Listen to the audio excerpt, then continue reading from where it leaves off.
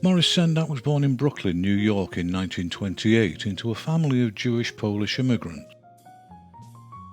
In his teens he studied at the Art Students League of New York, and while still a student he created illustrations for a 1947 textbook titled Atomics for the Millions. These unremarkable images gave no indication whatsoever of the illustrator he would become. But his considerably more expressive pen and ink illustrations for The Wonderful Farm by Marcel Amy were published in 1951, and it was this commission which really set his career as an illustrator of stories for children in motion. Good Shabbos Everybody, written by Robert Garvey and featuring loose-foot expressive Sendak line illustrations and spot colours, was published later in the same year. And in a display of incredible creative productivity, he illustrated 18 more between 1952 and 1956. With so many in such a short time span, all I can do here is highlight a couple, such as 1952's A Hole Is to Dig by Ruth Krauss, which featured a series of particularly endearing and amusing simple monochrome spot illustrations. And in the following year he created bold gestural two-colour line drawings to illustrate The Giant Story, written by Beatrice Schenck de Regnier. But most significantly, it was in 1956 that his first book as author and illustrator was published. This was Kenny's Window, a remarkably assured and evocative story, for which he produced a series of wistful dreamlike drawings with sepia-tinted overprinted colour. Only a year later he produced another similarly fanciful story titled Very Far Away, using the same distinctive stylistic approach.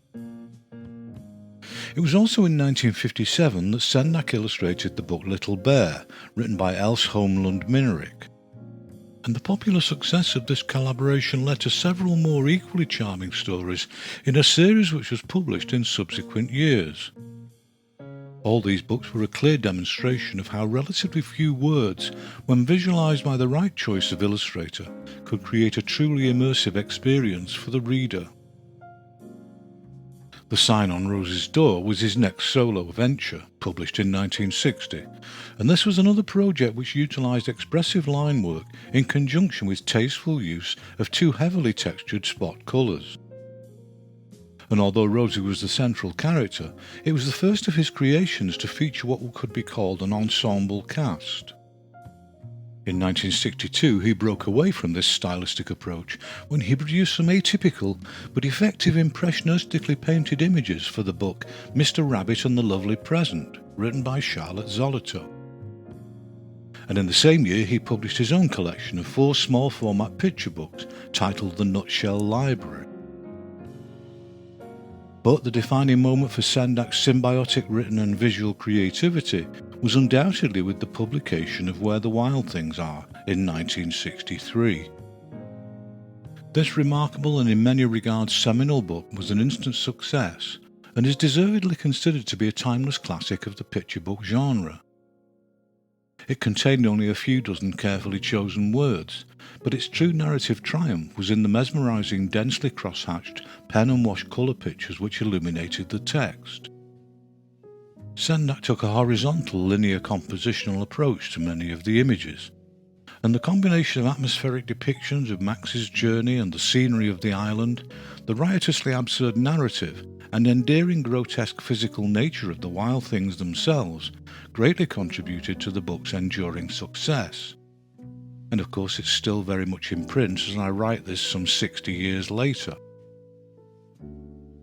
Following this book's unprecedented success, in 1965 he published his illustrated visualization of 2 nursery rhymes, Hector Protector and As I Went Over the Water, in what had by now come to be a highly distinctive and recognizable crosshatch style and approach to characterization. The book was clear evidence of the fanciful imagination at the heart of all Sendak's work, which enabled him to go beyond mere visual translation of the text. In the following year he illustrated the considerably less whimsical Zlata the Goat and Other Stories, written by Isaac Bashevis Singer, and the monochromes he produced for this book were possessed of remarkable levels of tonally controlled cross-hatching and plausible solidity in the figure work. Sendak published his own story, Higgledy Piggledy Pop, or There Must Be More to Life, in 1967. And as with the previous year's Zlato the Goat, this was another exercise in monochrome, which displayed the same level of intricate crosshatch on a series of carefully posed, agreeably surreal full-page illustrations. In 1970, he took a break from crosshatch within the Night Kitchen and used a flatter, more graphic approach, which resonated with similar qualities to Winsor McCay's Little Nemo in Slumberland. This fantasy ran on similar lines to The Wild Things, but instead of Max travelling across the sea, this story's protagonist Mickey ends up in a surreal kitchen world inhabited by 3 chefs, all of whom are depicted as the comic actor Oliver Hardy. But although the book was a well-deserved popular success, it also gained some notoriety when it ran into problems of censorship because of Sendak's images of Mickey without clothes. And despite the obvious whimsical innocence of Sendak's intent, the book has apparently since been banned in libraries and bookshops in several American states. In 1973, he returned to black and white crosshatch for the Juniper Tree and Other Tales from Grimm, published in 2 volumes. In this series of images, the characters were formally posed and densely packed into the claustrophobic composition, and consequently this version echoed the more sinister and malevolent aspects of these medieval folk tales. There followed a period in which it seems he was more occupied with various animated and even stage productions as some of his work, but in 1981 he returned to book writing and illustration with Outside Over There. This story of a girl's travels and adventures in search of her little sister, who's been kidnapped by goblins, could with some justification be called another classic of its kind. The frequently surreal and rather unsettling pen and wash images are all remarkably detailed and well conceived, harking back to the fairy tale illustrations of the Golden Age. Throughout the 1980s and into the 90s, Sendak continued his involvement with theatre, and in 1984 he not only worked on set designs for a production of Tchaikovsky's ballet The Nutcracker, but also illustrated the original story, The Nutcracker and the Mouse King, written in 1816 by E.T.A. Hoffmann, and he brought the text to life with a series of highly imaginative and frequently complex colour illustrations.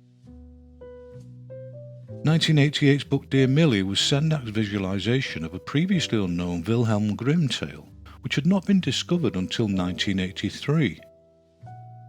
As with the earlier Outside Over There, this was another traditionally styled masterpiece of compelling narrative illustration, which not only depicted the written sequence of events of this simplistic folk tale, but added visual touches and embellishments to further enhance the reader's involvement with the story.